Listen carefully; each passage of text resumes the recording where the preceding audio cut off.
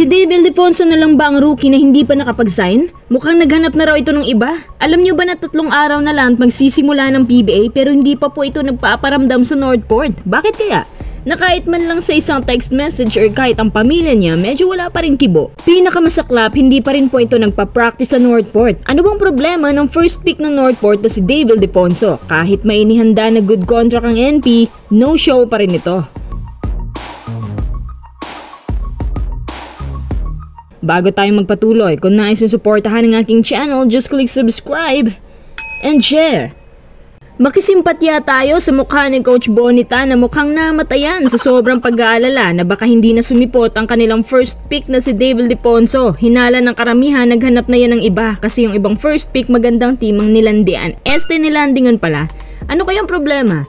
Ayon kay Coach Bonitan, sana wag na mag-alala si Dave kasi meron naman daw silang inihandang 2-year deal sa kanya. Actually, kailangan talaga nila si Dave kasi combo guard yan. Rare yan sa isang rookie tapos galing KBL pa. Paano na kaya ito? 3 days na lang magsisimula na. Makakahabol pa kaya si Dave? Since na naglaro siya sa strong group, nakausap naman po ito ni Bonitan saglit via Zoom para ipaalam na pinili nga nila ito. Pero hanggang ngayon, kahit sa mga practices, no show pa rin po siya. Hindi rin siya makontak ng NP management. Hindi kaya tamang hinala nyo na naghanap na to ng iba? As per reports, wala naman daw siyang sakit at mas lalong walang injury. Sa KBL, pinalalaro lang naman siya ng at least 10.6 minutes per game at nakakapagtala ng 4.4 points per game. Alam niyo kung bakit 4.4 points lang yan? Iba yung pulso ni Dave kasi hindi lalabas ang laro niya kung hindi siya binababad. Kumbaga, para siyang plancha na diuling, hindi umiinit agad. Pero once na nagsimula na siyang uminit sa floor, matik unstoppable na yan. Mainit na yan hanggang sa matapos ang game. Isa ito sa nakikita kong pagkakamali ng ilang mga KBL teams kasi hindi nila naintindihan ang mechanics ng pulso ni Dave. Kapag pinapainit muna siya at saka siya nakakapag-deliver, ibig sabihin ang style niya dapat binababad talaga.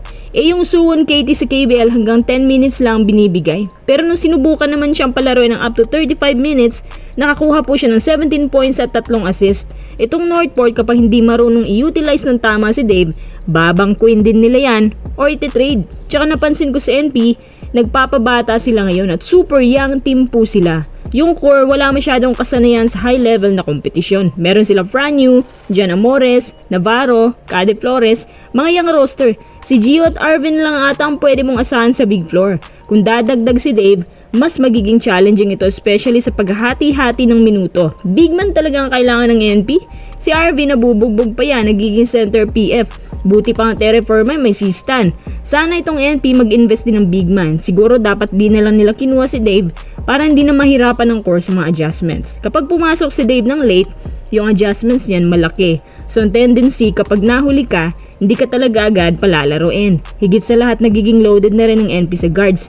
Tsaka sa PBA expected na yan na hindi masyadong nabibigyan ng pagkakataon ng mga rookies lalo na kapag average type ka lang. Kapag si Dave hindi magsasign sa NP, siguradong may nahanap na yung iba. Pinagtataka ko lang, wala din siya sa ibang team tryouts. Hindi rin siya binigyan ng rights para maghanap ng iba kasi hindi naman po siya free agent. Matutulad din ba yan kay Eva Nava na sinubukang umanap ng ibang team pero dahil sa mga posibleng komplikasyon kaya bumalik sa SMB at nag-sign. Pero balita ko hindi rin po siya magtatagal sa SMB kasi gusto talaga niya umalis.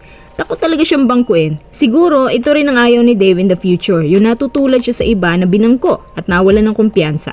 Ano sa palagay niyo mga quiz? Bakit kaya hanggang ngayon di nagpapakita si Dave Ildefonso? Gusto rin ba niyang lumipat?